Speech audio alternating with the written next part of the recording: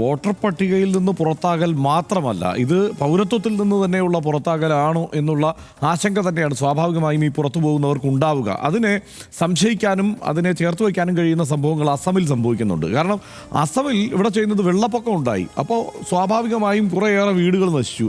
വളരെ ദരിദ്രരായ മുസ്ലിങ്ങളായിട്ടുള്ള ആളുകളുടെ വീടുകളാണ് ഈ നശിച്ചു പോയിരിക്കുന്നത്. ഈ നശിച്ചു പോയവർക്ക് പിന്നെ അഡ്രസ്സ് ഇല്ല, കാരണം വീടുകൾ പോയല്ലോ. അപ്പോൾ അതുകൊണ്ട് അഡ്രസ്സ് ഇല്ലാത്തത് കൊണ്ട് പിന്നെ വോട്ടും ഇല്ല. വോട്ടർ പട്ടികയിൽ നിന്ന് അങ്ങനെയുള്ള ആളുകളെ കൃത്യമായി പുറത്താക്കുന്ന ഒരു സാഹചര്യം അസമിലുണ്ട്.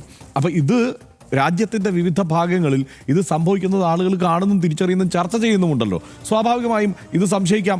അതുപോലെ തന്നെ ബീഹാറിൽ നോക്കിയാൽ ബീഹാറിൽ 22 ലക്ഷം പെട്ട് ഇന്നിപ്പോൾ സുപ്രീം കോടതി പറഞ്ഞിട്ടുണ്ട്. സുപ്രീം കോടതി ആദ്യഘട്ടത്തിലെല്ലാം തെരഞ്ഞെടുപ്പ് കമ്മീഷന് അനുകൂലമാണ് എന്ന് തോന്നിക്കുന്ന തരത്തിലുള്ള സമീപനങ്ങളുമായി തന്നെ മുന്നോട്ട് പോയതാണ്. പക്ഷേ മരിച്ചവരെ കൊണ്ടുപോയി അവിടെ യോഗേന്ദ്ര യാദവ് സുപ്രീം കോടതിയിൽ നിർത്തി കഴിഞ്ഞപ്പോൾ സുപ്രീം കോടതി കൃത്യമായി അതിൽ ഇടപെടുക തന്നെ ചെയ്യുന്നുണ്ട് ഇപ്പോൾ. കാരണം 22 ലക്ഷം പേർ മരിച്ചവരെന്ന് പറഞ്ഞ് ഒഴിവാക്കിയിട്ടുണ്ട്.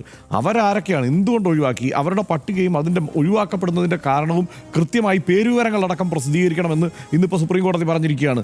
അത് പ്രസിദ്ധീകരിക്കുമ്പോഴറിയാം യഥാർത്ഥത്തിൽ അവിടെ എത്ര പേരുണ്ട്, മരിച്ചവർ, അങ്ങനെ പട്ടികയിൽ നിന്ന് ഒഴിവാക്കപ്പെടേണ്ടവർ എന്നുള്ളത് നമുക്ക് കൂടുതൽ വ്യക്തതയോടെ അറിയാൻ കഴിയും. അതുമാത്രമല്ല, ഈ കാര്യത്തിൽ അന്തിമ തീരുമാനത്തിലേക്ക് സുപ്രീം കോടതി പോയിട്ടില്ല. ബീഹാറിലെ കാര്യത്തിൽ ആ കാര്യത്തിൽ അന്തിമ തീരുമാനത്തിലേക്ക് പോകുമ്പോൾ കുറെ കൂടി ഇറുകാനാണ് സാധ്യത. ഒന്ന്, ഈ ബീഹാർ എന്നുള്ളത് നമ്മൾ എടുത്തു പറയേണ്ട ഒന്ന്, അവിടെ തെരഞ്ഞെടുപ്പ് നടക്കാൻ പോവുകയാണ്. അവിടെയാണ് ഈ തെരഞ്ഞെടുപ്പ് കമ്മീഷനുമായി ബന്ധപ്പെട്ടുള്ള ഈ ആരോപണം ഉയരുന്നത്. FIR-മായി ബന്ധപ്പെട്ട് സുപ്രീം കോടതിയിൽ ഇപ്പോൾ കേസ് നിൽക്കുന്നത്. അത് കോൺഗ്രസ് നടത്തിക്കൊണ്ടിരിക്കുന്നു. കോൺഗ്രസ് മാത്രമല്ല, ഈ യോഗേന്ദ്ര യാദവ് അടക്കമുള്ളവർ അവിടെ കേസ് വാദിച്ചുകൊണ്ടിരിക്കുകയാണ്. വിവിധങ്ങളായ വാദങ്ങൾ അവിടെ ഉന്നയിക്കപ്പെടുന്നു. ആ സമയത്ത് തന്നെയാണ് അവിടെ ഇപ്പോൾ രാഹുൽ ഗാന്ധി ഇപ്പോൾ ഈ മഹാഗഠബന്ധൻ്റെ പിന്തുണയോടെ തന്നെ ഈ ഒരു യാത്ര നടത്താൻ പോകുന്നത്. ഈ വോട്ട് ചോരി എന്നത് ജനങ്ങളിലേക്ക് എത്തിക്കാനുള്ള തീരുമാനമെടുത്തുകൊണ്ട് 50 നിയമസഭാ മണ്ഡലങ്ങളിലൂടെയുള്ള ഒരു യാത്ര സംഘടിപ്പിക്കുന്നത്. ഈ യാത്ര സംഘടിപ്പിക്കുമ്പോഴുള്ള പ്രത്യേകത എന്താണ്?